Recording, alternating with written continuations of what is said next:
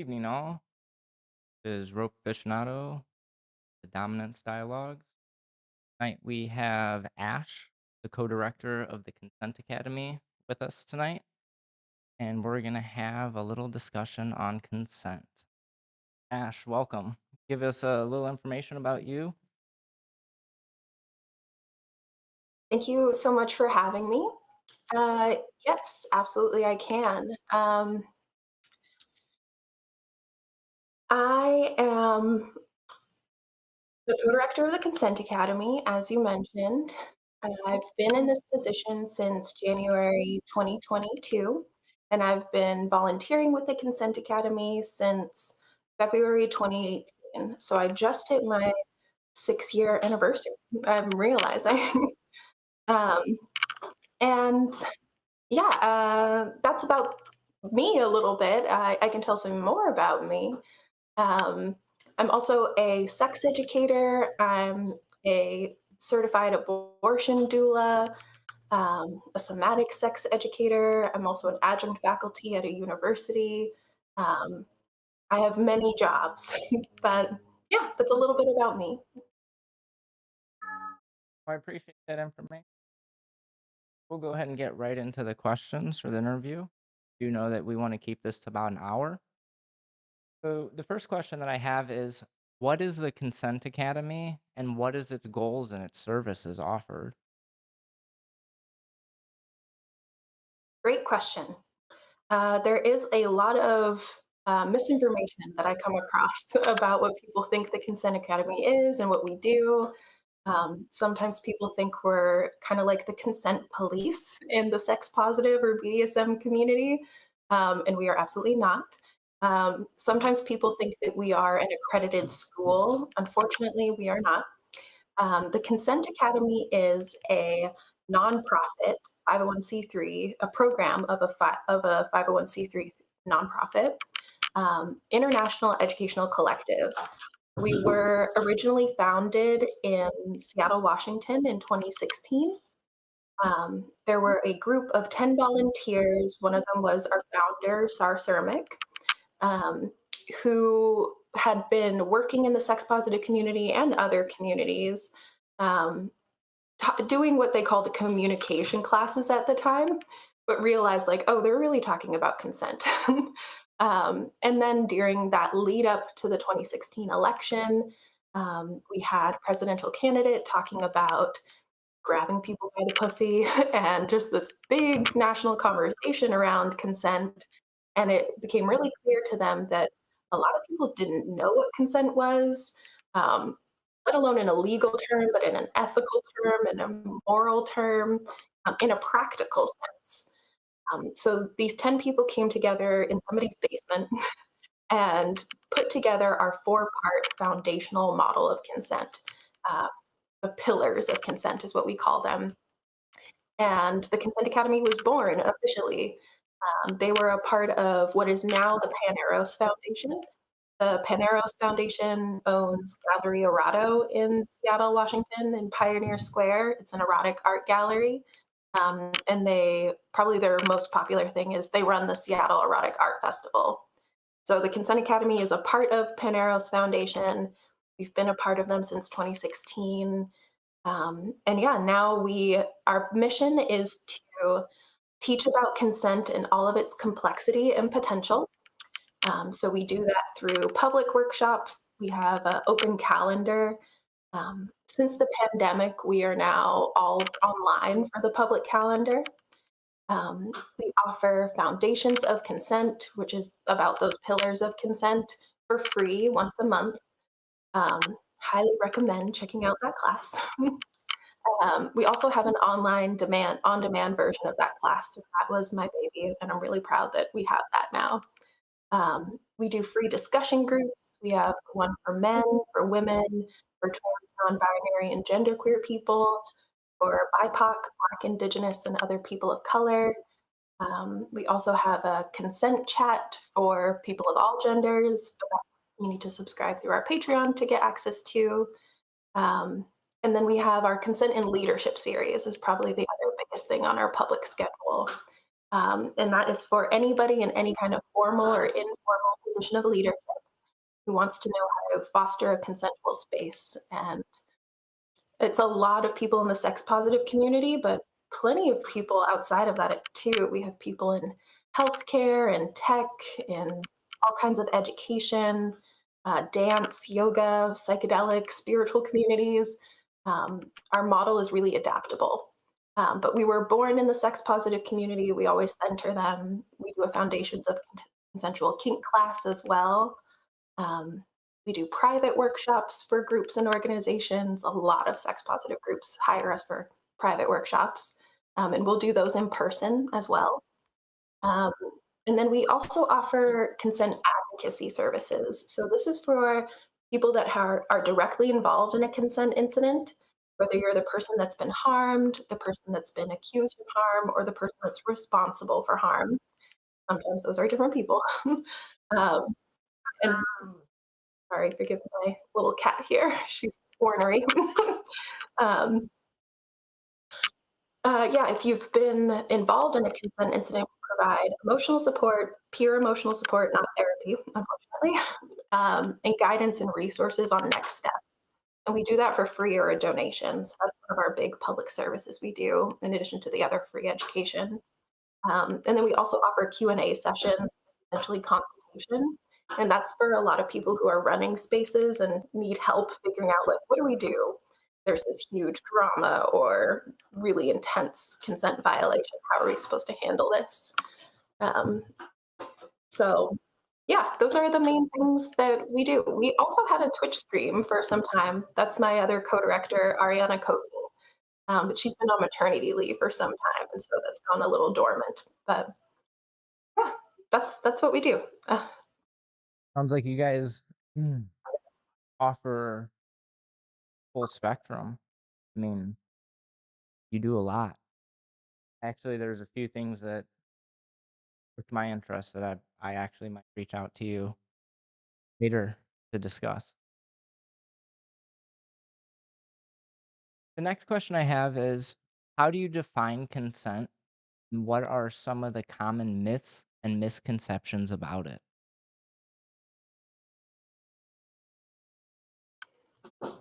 Another great question. So we talk about consent in a really broad way. I love asking people this question at the beginning of our Foundations of Consent class. What does consent mean to you? And often people will say something like, consent is about permission. It's about two people agreeing to something in particular, about them understanding what they're about to do and being really enthusiastic about it. And I'm like, all of these are great elements, but what is consent actually? Like, they kind of talk about what are the pieces that make up consent and not what it actually is. And then we like build on that. We talk about various things that people kind of say about consent, like yes means yes and no means no, and get permission before you do anything. And we break them apart until we realize, like, many people talk about consent in this really binary way, that consent either exists or it doesn't exist. There's consent and there's non-consent. Um, Somebody's asking for consent and another person is giving consent, and it's like this object that kind of gets like passed around or something. um, and so how I would define consent is, it's not helpful to think of it as a thing, that's either this or that. Consent is a shared feeling, a co-created feeling. So where I got that definition is from the etymology of the word consent, is Latin roots meaning to feel together. Sorry, this cat. um, Latin roots meaning to feel together. So consentire. I joke that I really wish I knew Latin, or at the very least that I knew Italian, so that I could say that with like a little consentire or something. um, but yeah, so it mean con or com, com, con or com. They both mean with or together in Latin, and then sentire means to sense or to feel. So to do something with feeling, to feel together, to align sensations with actions. Um, And so I found that like mind blowing when I realized that. And then, interesting side note, etymologically, consent and compassion are pretty much the same. They mean the same thing, to feel together, to align feelings with somebody else. So that also gives me a sense of what consent really means. It's about like creating this feeling with somebody.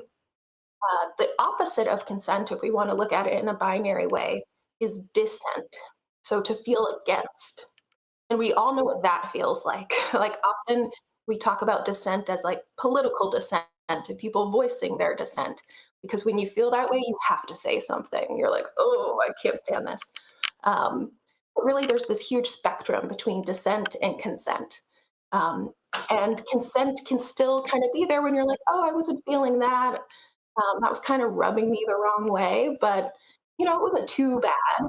And then when you're at the full other end of like, oh my gosh, this is exactly what I want to be doing, 100% consensual. Um, so that's kind of like the short answer for me. That was a little long, but it's this co-created feeling that exists between two autonomous parties. And if one person isn't feeling it, then it's not there. That's consent. I really, really like that. That it's consent is a feeling. I really so I want to compliment because I've thought of consent many different ways. It's been a while since I've actually redefined it, and I think you really hit the nail on the head there. I appreciate that. Yeah, so Well, if you think about consent as a feeling, then oh, I'm sorry to interrupt. Uh, no, go ahead. yeah, if you think about consent as a feeling, then all of those skills around emotions become really important. Like you need to be emotionally intelligent. You need to have emotional regulation skills. You need to have bodily awareness and awareness of what's going on with your sensations. All of these things that people call soft skills that are actually quite hard are really important when it comes to practicing consent. That makes a tremendous amount of sense. And I think that perfectly leads us into our next question. What factors contribute to miscommunication or confusion about consent, particularly when a power dynamic or blanket consent is involved, specifically BDSM community? Yeah, great question. So, blanket consent, for those that may be unaware, um, kind of a broad definition of this would be somebody gives you the kind of go ahead to do whatever they want within a certain parameter. Um, and so that's like usually around some kind of kinky activity, some kind of power exchange, usually, of I want you to be able to use your power in this specific way without having to ask me each time.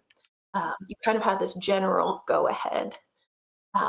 And so it clearly doesn't mean that they get to do anything and everything, right? There's a specific set of things that they're thinking about. And often there's a lot of negotiation leading up to this agreement to really like outline what is this blanket consent going to look like for us. I kind of think of it as like a quilt, honestly, because it's got like little patches and you have to like sew them together. And you're like, these are all the things that make up this blanket of consent um, rather than the way that people normally think of it is this kind of like overarching thing that's like, yeah, you can do whatever. It's actually very detailed, usually. So some of those miscommunication things that can happen, I think the first one is not spending enough time kind of like stitching together your blanket to just like, whip out this thin little sheet and you're like, this will cover us. No, you gotta spend some time kind of like really building, stitching together this blanket, making it thick and sturdy and detailed. Um, So that's one thing is like people moving into a blanket consent agreement too quickly, that they don't know this person very well. Maybe they talked with them online for some amount of time, and they feel like they know them pretty well. Um, but especially when you move to in-person play, I feel like you kind of have to start all over again a little bit to just to make sure that that person is who they've been saying they are online.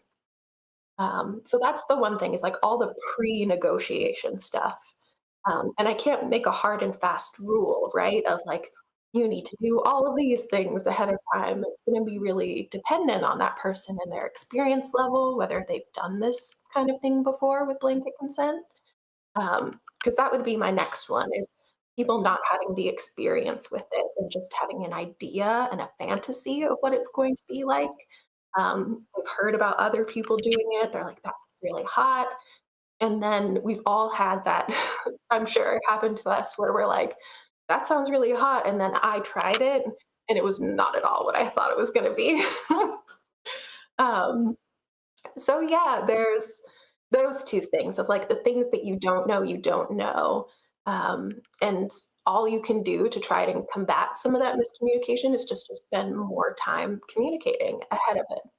Um, I think the next thing, the error that people make is not giving themselves a strong enough out um, of that blanket consent agreement.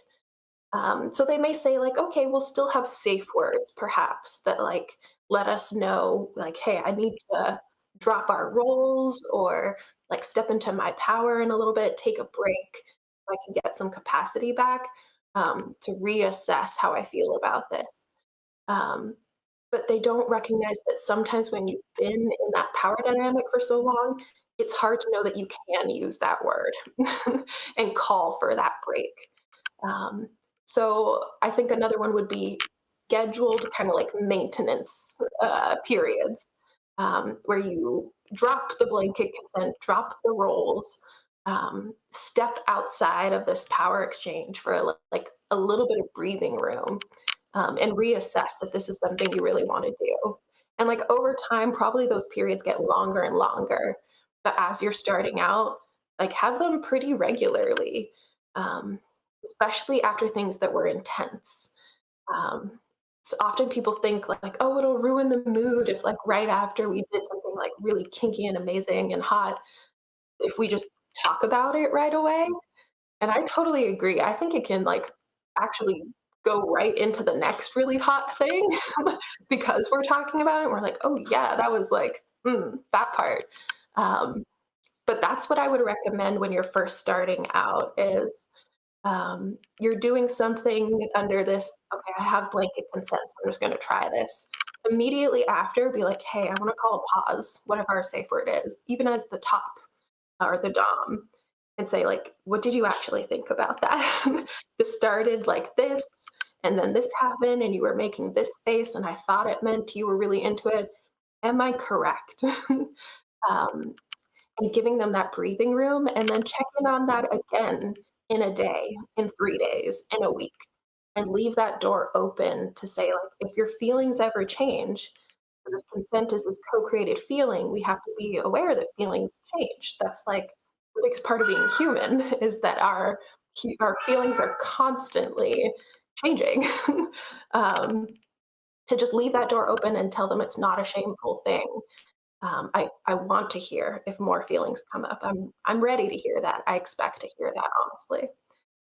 And that kind of like is a way of giving up a little bit of power in a way that's equitable. Because it's only hot if they're actually consenting, right? Right? Absolutely. So I think that, I mean, for some of the people that are listening, they may not necessarily want to step out of their dynamic. Talking about people that are in long-term dynamic there. They may not want to step outside of their dynamic. I'm actually one of the people that I prefer to never step out of my role. Like that's a I don't want to say never, but I am what I am and this is how I communicate kind of thing, right? With that, try to use a high level of ethics defined by myself. But what I'm getting at is how in the situations where we're not willing to step out of our roles, where I still want to be able to confirm consent as a master with someone that has consensually agreed to be my slave, and now we're 1, 2, 3, 5 years in, what are some things that we can do to ensure that we still have the same level of consent 1, 2, 3, 5 years?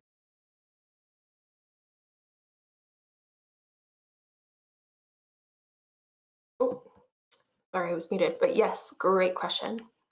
Um, so there are people that are in these kinds of dynamics. You're definitely not alone. And it is one of those things that people hear about and they're like, oh, that sounds so hot. I would love to be involved in something like that. Um, and I know that you've probably had a really long time of like building up to this and setting it up and being very detailed about what it was going to look like. Um, and then you do get to relax and enjoy it for some period of time. But there's always that feeling of like, well, I want to make sure that this is consensual. I want to confirm consent. That's your responsibility with all of that power. Um, as Uncle Ben would say, with great power, comes great responsibility. And it's totally true. um, and so, without dropping that role, I think the other responsible thing to do is to make sure that that person has support in some way, that they have other submissive people that they can talk to and compare experiences to just check like, is it normal for me to feel like this? What do you do when you feel like this? How would you bring something up to your master if it was feeling uncomfortable? um, like just to be able to bounce things off of other people, because consent violations really how people kind of recover and repair from a consent violation is through communication and support. um, Having somebody else to talk about it with and have your feelings validated, so that you feel strong enough to be able to bring it to somebody, which is a sign that you care about them, and trust them enough to be able to even tell them. And so that's one thing that I would say is, does this person trust you enough to bring up little things even, before hopefully you've entered into this long-term dynamic, you have that trust in them that they've been able to do that before, to bring little things, or that they know when they need to talk to somebody else to get that kind of backup and support to be able to bring up the issues. So that's the first thing, is to have other people in similar circumstances to be able to provide support, discussion groups, literal support groups, just good friends, people that they can also talk to, so that they can like build up some of their power, to be able to bring that to you, and to have other people let them know that it's about showing that you care about this person, that you want this dynamic to continue in this way, and this is what you need in order for it to continue in this way. To be able to say, like, these little things are rubbing me the wrong way. I don't want to start drifting into dissent. I want to stay here in the consent realm. And like a long term dynamic can start to lower people's capacity to access that, being in like long term subspace, essentially. And so having that other people to kind of like break that spell a little bit is really helpful, I think. In the absence of other people, journaling, therapy, just other ways of getting your experience outside of yourself and getting that different perspective on it. Yeah. So we have a comment that I want to read, and it kind of gives a little second question. And the comment is, it's not easy for me as a dominant top to recognize when my own boundaries have been violated by the S type. There are a lot of messages about protecting bottoms and S types, which can blur concepts of responsibility and accountability, especially when there are consensual and authority imbalances. So, talked a little bit about like what I can do on my side of the slash, right? Um, what happens when my consent? Where, what what steps can I do as a top or a master to ensure that my boundaries are mm, upheld as well? It doesn't seem like that's talked about near as much. It seems like if I'm probably biased since I am a top, but it seems like most of the consent violations that we hear about are directed towards tops. We don't hear about a lot of consent violations that are against bottom.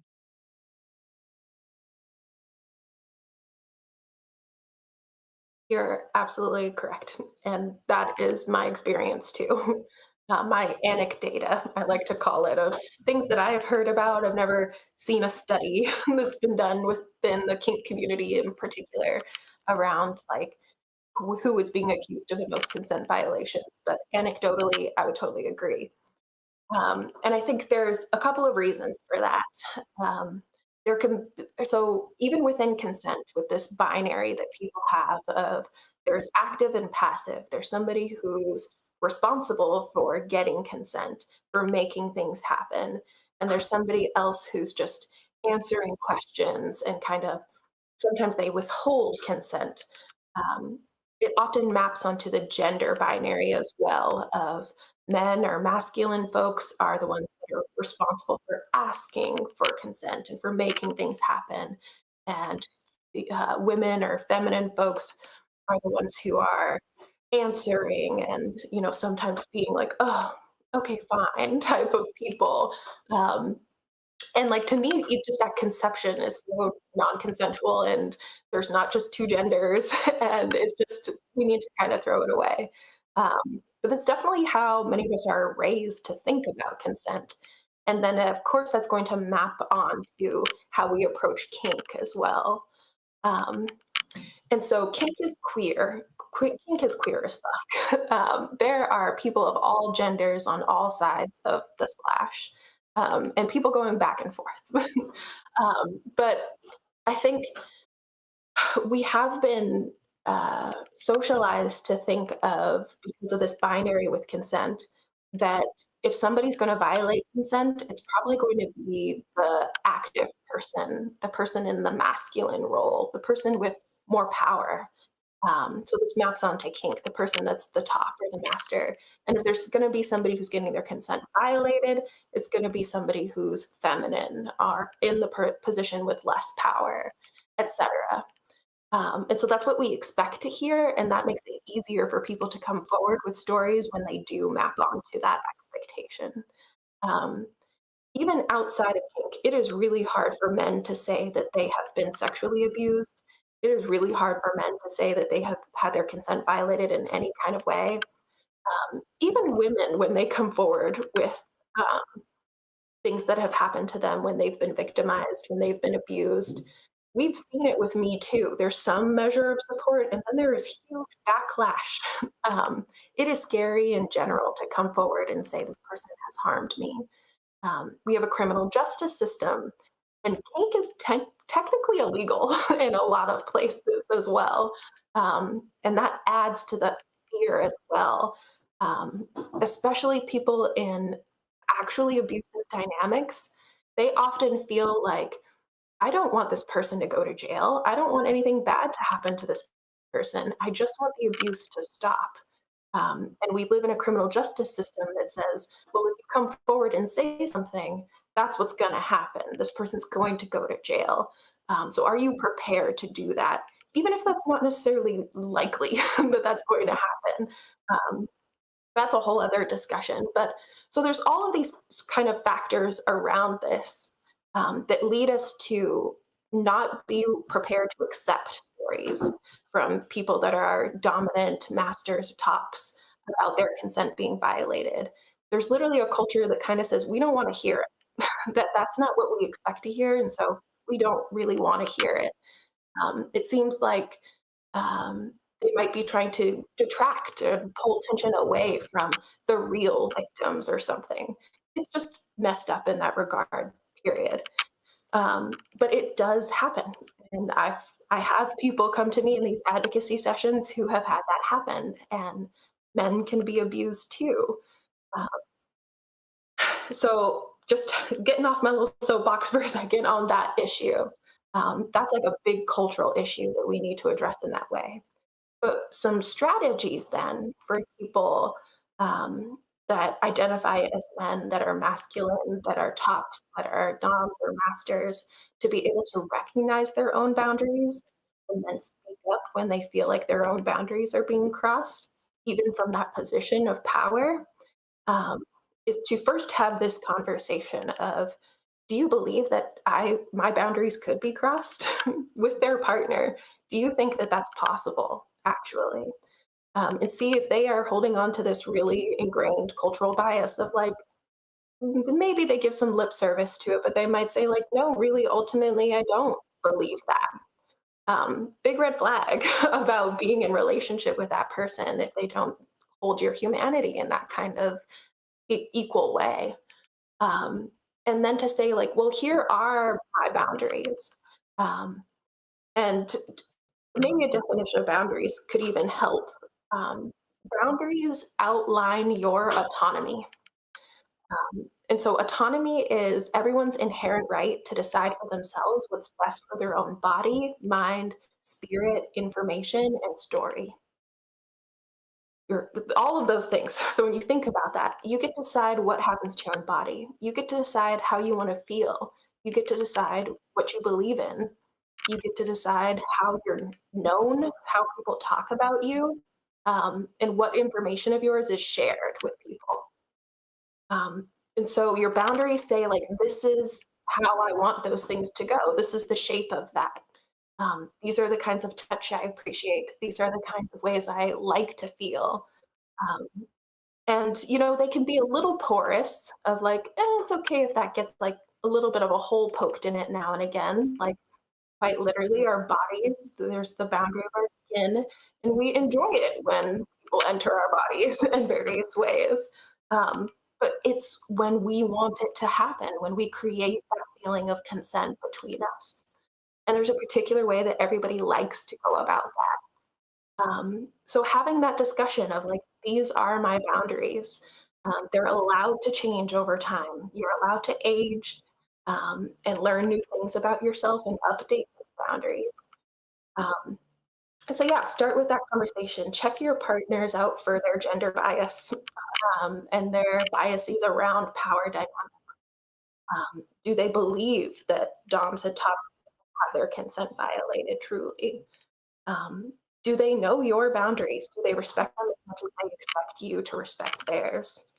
And do you yourself know your boundaries? Have you had that kind of sitting down with yourself and saying, like, these are the ways I want to be touched. These are the ways I want to feel. This is what I believe in. This is how I want to be talked about and known and remembered. Legacy, like that can be a really important thing too. And then have you shared that in a very vulnerable way? Or are you making the assumption that this person would just, you know, we can't assume that. We know it happens always. Mhm. There's a podcast I listen to, Chris Williamson. He says unspoken expectations are hidden resentment, and that's really just stuck with me a lot, many capacities in life, and I think that's a lot of what you're saying here is, most of this conversation has been it's communication and it's two ways.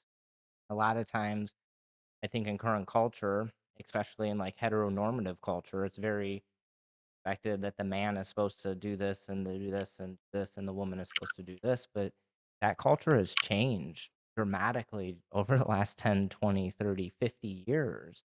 And that's not necessarily the culture that we live in anymore. I mean, there's pockets of that culture still, and that's great, but we need to learn how to move forward as a society. Um, Nonetheless, this is a really interesting topic. I really appreciate so many wheels spinning over here now. But in the sake of keeping on track with time, And actually, it segues perfect into next question is how can we create the ability to recover from error and create the buffer to forgive or maintain trust? Mistakes happen on both sides.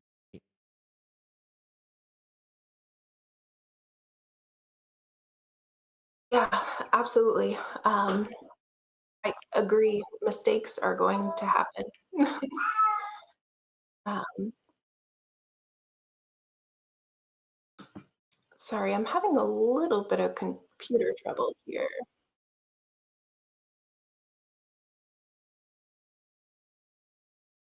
Is everything okay on your end? I was able to hear you just fine, but now Yeah, I can I'm hear you. frozen on my end.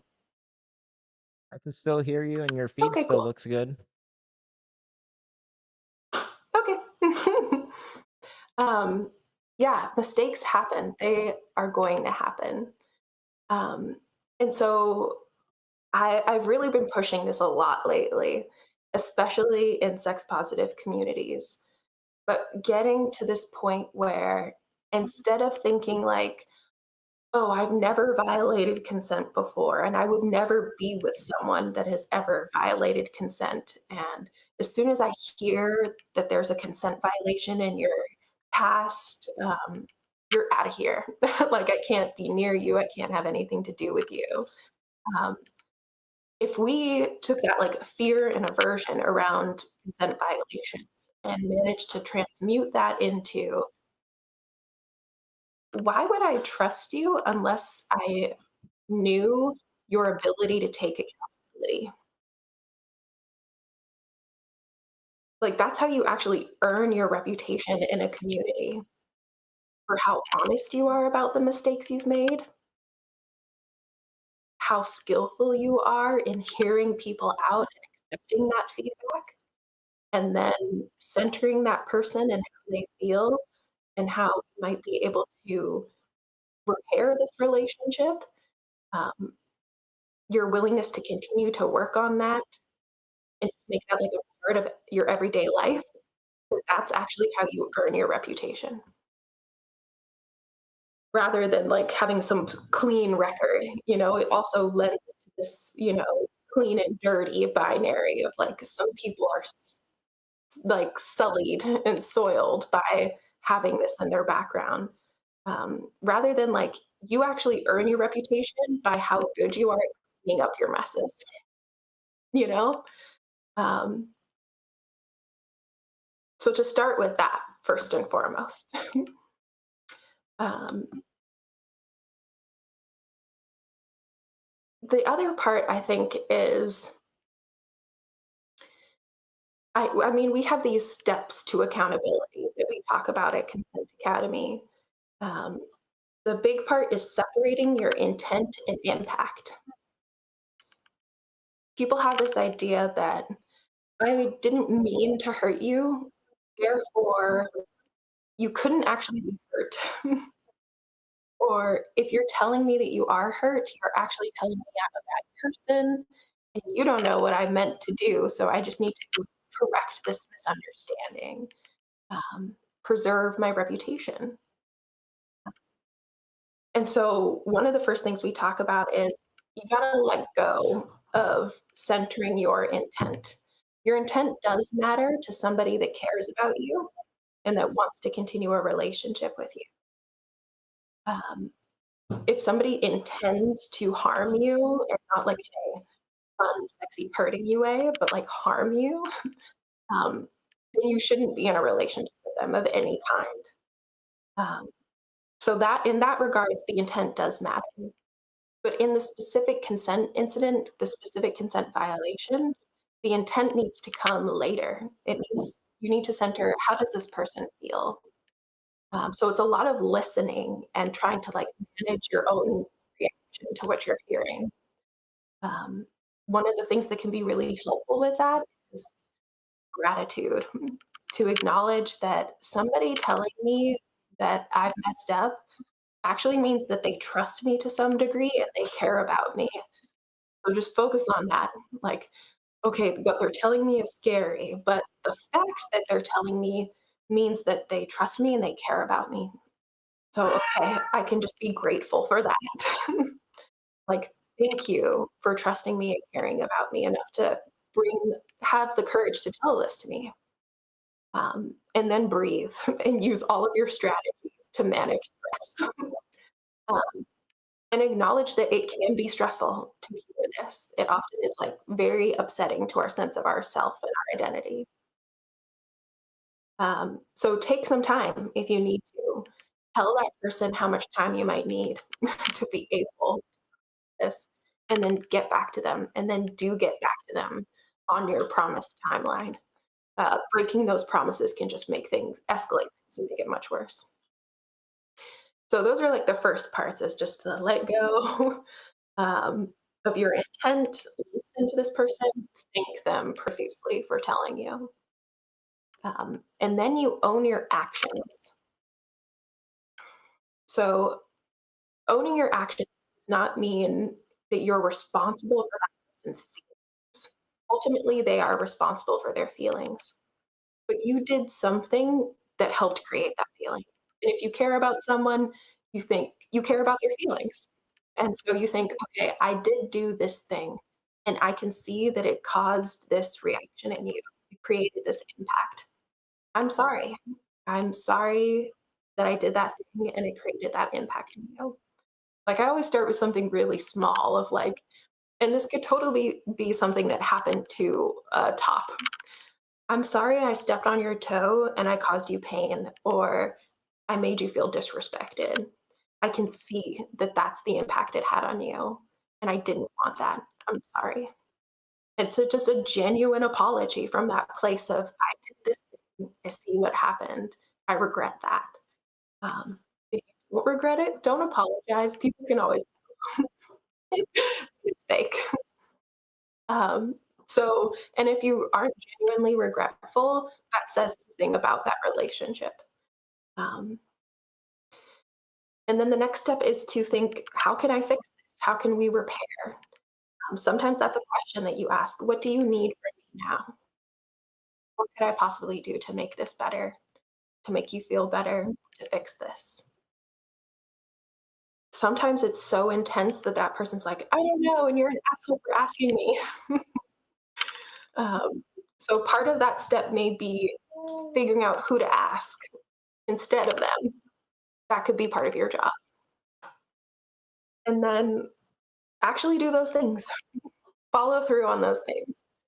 Um, and some people don't want to hear this because it kind of takes the fun out of kink, but especially if you're playing with something that's very intense, um, and we have to acknowledge that kink is just more intense than almost anything we'll ever do regularly.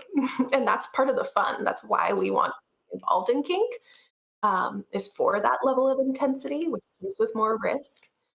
Um, but if you're doing something that could potentially traumatize somebody forever, you may need to have a couple $1,000s on hand for therapy. Like, that's just something that you might have to think about of like, that's what I'm playing with here. And if I want to be responsible, I need to acknowledge the possibility. Like, and I'm thinking of things like fear play, especially, um, and like fucking with people's minds, all of those things. Like, you may need to keep a couple $1,000s on hand for. When that person's like, "What could help me?" It's probably that. Shouldn't that be Um, shared and responsibility? then, oh, absolutely. I mean, that's the thing with risk, right? If two people are agreeing to do this thing, even in my vanilla relationships, with I did this kind of thing. I would say if there is a pregnancy that occurs from what we're doing, I would get an abortion and I would like you to go half. Like, I'll pay half, will you go pay half? You can do the same thing with kink. I want to play on this like really intense level and go to the edge with you, but if I need therapy, will you pay for half? I'll pay half, you pay the other half. Whatever the agreement is. And like that can be a part of the recognition of the power imbalance. If you're really financially secure and well off and the other person is not, that's maybe a conversation that needs to be had as well. But yeah, great question for sure. You can totally go half. um, and then you follow through on these accountability measures, these things that are going to hopefully repair, or at the very least start to patch somebody up. You don't want to break your toys. um, and then you update your consent framework. You learn the lesson from that. So if this was about a lack of information, if this was about a capacity issue, being in a dynamic for so long and the effect that on somebody being in space or top space for that long, what are you going to do differently next time? Like that's also part. How are we going to prevent this from happening again? Even if that particular person never wants anything to do with you ever again, still take that lesson and apply it to your relationships. Um, just do better. You say, I'm somebody who's committed to consent, and I fell down at this time. I dropped the ball, and I'm picking it back up again, rather than kind of throwing all caution to the wind, which I do sometimes see because it is hard, but it's worth it. Wow, this has been a great discussion, and there's been quite a few comments, but one of them I do want to bring up that they say thank you for your compassionate understanding and clear analysis of some of this what we're talking about, especially for as a man, right? As a top, it's one of my phrases is consent is a two-way street, and we don't really talk about the other direction often. And something that kind of almost hurt my soul is I love paperwork. I actually like it might be my kink, right? Um, and I have like a pretty clear, concise, like entry level consent form, but there was nothing in regards to my consent. This is a document that I've used for almost a decade. And then someone pointed it out that was new to the community. They're like, "But what about what you want?" And I'm like, "Wait a second." I was very confused, and I'm like, why haven't I thought about this? I haven't been advocating for my own self." And that was a little bit of a gut punch for myself that my consent is my responsibility. Off to the Yeah. next question. We're running out of time, so we got two more questions. So I'm gonna try to get through them. What are some examples of double standards or bias that exist inside of the BDSM community regarding consent and accountability? We kind of touched this, but I feel like you might be able to dive a little bit more. Mhm. Yeah, we've talked about the gender bias there, that it's only men or tops that are violating consent, only women or subs that are getting their consent violated. And what about people of other genders? um, but there's also kind of a double standard around um, people that are more experienced are safer. Uh, there's this phenomenon called the missing stare, where it's somebody who's been in a community for a very long time, and yet everybody kind of knows that they have bad consent practices in some way. So there's often a whisper network where people talk about them behind their back. Um, and it's called a missing stare because the new people don't hear this yet. And they like fall, their foot goes in the missing stare and they get hurt on their way up the stairs. Uh, but everybody else kind of knows to skip it and just kind of like, just avoid this person. And sometimes it might be in a particular thing of like, avoid them when they're drunk, or just don't play with them like this, or whatever it is. Um, so there's that idea that just because somebody's been around in a scene for a really long time, they're safe. If they have a lot of people who can vet them, that doesn't mean that the people that have felt violated from them don't exist. They just aren't, around to talk about it. And that's often for good reason. They don't want to be around them. Um, so I think that's another one, absolutely. Um, Again, with the you earn your reputation through accountability. If somebody's been in the scene for a long time, I would expect them to have violated somebody's consent before, even in a very minor way, and I would want to hear about it. Just hear, like, how did you recover from that? What is your relationship like with this person? How do they feel about your accountability? Um, to see how open and forthcoming they are with that information rather than it being your responsibility to dig that up somehow. Um, so that's one for sure around the experience level. And kind of like you were just saying, somebody that was younger or newer pointed out for you on your consent form of like, hey, what about your own consent? The people that are newer and more inexperienced, they still know things about consent. Um, there are things you can learn from them, things that um, you should take their perspective seriously. um, so that's one for sure. Let me think about some more. Um, I have a follow-up Double question. standards. So But mhm, talked about like the missing stare, right? And we've really wrapped consent up as a feeling, right? There's just these whispers about this person with a good reputation, right? Or a reputation, we'll say, right? Could the potential be that that missing stare is it's just hurt feelings of previous partners and it's not an actual consent violation and that's why the stare is missing because it's not a valid consent violation, it's just a hurt feeling, and that's not diminishing anybody's feelings, right? Because hurt feelings are very valid, but they're I really like how you put it that it consent is a feeling, and I think, at least from my perspective, if I, like, analyze some of what I've seen, I can see that there is some potential that some of the consent violations that I've witnessed or heard of were more of hurt feelings more than a clear cut, this person, it's a legal consent violation, and the law needs to be. mhm. Yeah, so there's definitely hurt feelings. um, yeah, I think a lot of things that well, so for one, there's this idea that a consent violation, especially within the BDSM community, everybody has a different connotation of what that is. What are we talking about when we say a consent violation?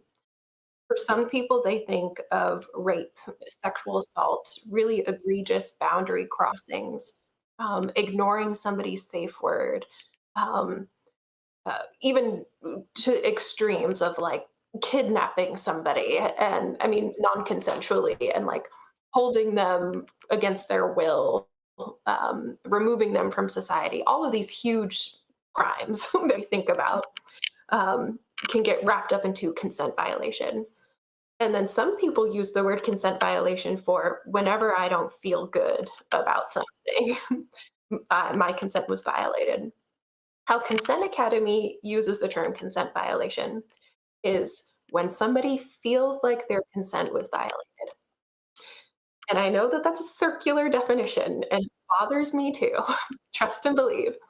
But we have another word that I think helps make that definition more clear. We coined the phrase consent incident.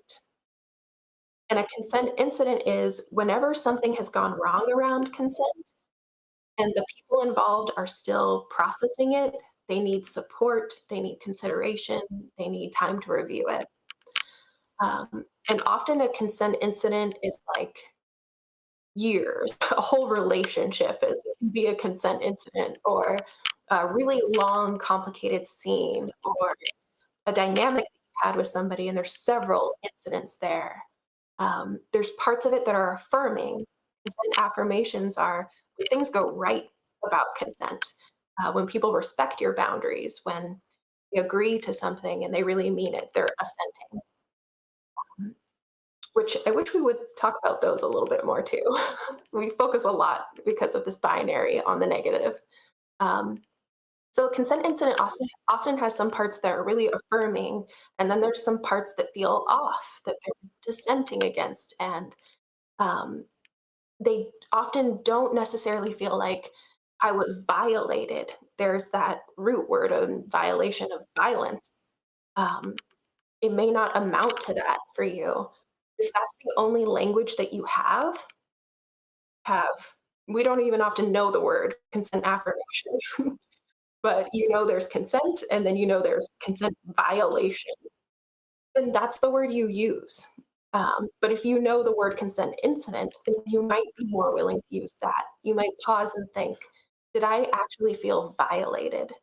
Did I feel like my autonomy was intruded upon? Or did I actually have the power in that moment um, to change the situation and I didn't for some reason or another? Maybe that is the other person's responsibility. Maybe there's some responsibility of mine in there as well. And that's life.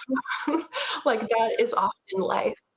Um, because, and then at the same time, I do think consent violations can be, they're often around this person should have known. Like they should have been able to read my mind and know that I wasn't feeling okay about this. Uh, And it makes sense that, especially when someone's been traumatized, that they feel that way. Uh, are their feelings wrong? Do I want to tell somebody that their feelings are wrong? No, but can people literally read minds? Also, no. That's not something that we can actually expect. Um, so yeah, it is possible that missing stairs are people who have had um, interactions with somebody who only knew that term consent violation, and they had a lot of complicated feelings for whatever reason. And that's the only language they have to be able to describe that experience, and they want to be taken seriously. I think they do need to be taken seriously. I think their feelings do need to be violated. I do think a lot of them, with the proper support, um, would look at their experiences and who know your experiences best. Everybody is an expert on their own life. And they would eventually come to the conclusion like, these were the parts that were okay with me, these were the parts that were not. Does it amount to a violation? I trust people's ability to actually decide when they have real support in their life to be able to decide that. Um, yeah, I don't know. That's a really complicated one for sure. And again, with the reputation thing of if that missing stare is always saying, well, all of those people are just, sad or jealous or something. I'd be like, all of them? All of them feel that way about you? Okay. What about you again being forthcoming about if you've been in the community for this long about I know you've made some kind of mistakes. Forefronting the all of these people are crazy or something versus I've definitely made mistakes. Which one builds more trust in you? I know which one for me. And that leads us perfect into the last question, which we've kind of covered already, but once again, leaving you some space if you want to cover it more thoroughly, is how can we address and resolve consent violations, or in your terms, consent incidents, when they occur both within and outside of the BDSM community? Mhm. Well, yeah, I've kind of gone through those steps of accountability. Um, and when we talk about community, that's really hard too because I'm always asking people, do you actually have a community? Or do you just have a group of people who spend money in the same place? Or do you just have a group of people? Like a community to me means people who actually care about each other and show up for each other. And that's hard to do on the internet, like for sure. That's hard to do at a capitalist venue where people have bills to pay. um, and so that's first and foremost. Reconsider your idea of a community and who you actually care about and want those people in your life. And that's where your accountability really matters. Um, so there's that piece. And then it comes on to community members as well to think about what does it mean to be a good community member? Am I just spreading gossip or am I sharing important information? Am I centering the person who has caused harm and really focusing on them and all the things that they need to do and totally forgetting this person who's been harmed and what they might need? Am I reaching out to them and making sure that they're okay? Um, Maybe that's actually where my energy would be best. Um, I think everybody needs support on all ends. I think pushing people out of community um, and leaving them with nobody for support means that they're incredibly not likely to take accountability in any kind of way. They're just going to jump to another community and do the same thing all over again.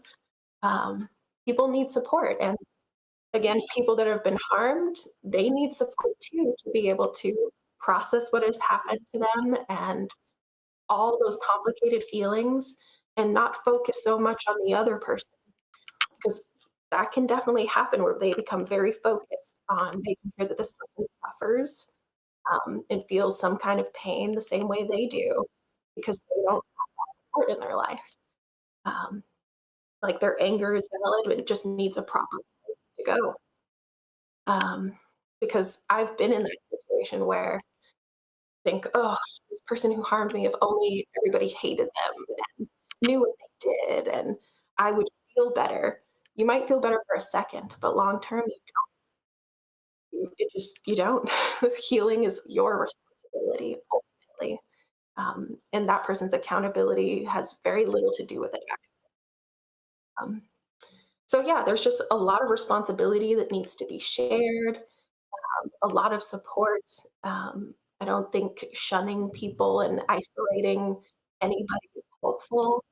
Um, I would ask people to be really like mindful and ask themselves like, why am I talking about this? Is it actually my business? Am I making things worse on the internet maybe for people? Do I know these people in real life? um, just all of those things that might be able to help. And then having real leadership, people that are responsible in communities that actually step up and say, like, I'm going to help you take accountability, or I'm going to make sure that you get the support you need. I have resources. Um, and yeah, that's part of what we talk about in our leadership series is people taking on that really important role. Um, Otherwise, we're all kind of lost a little bit. We all need elders. We all need guidance. We all need somebody to kind of show us the way. Um, yeah, BDSM community needs real leadership. Yeah, I definitely agree with that last statement. The BDSM community does need um really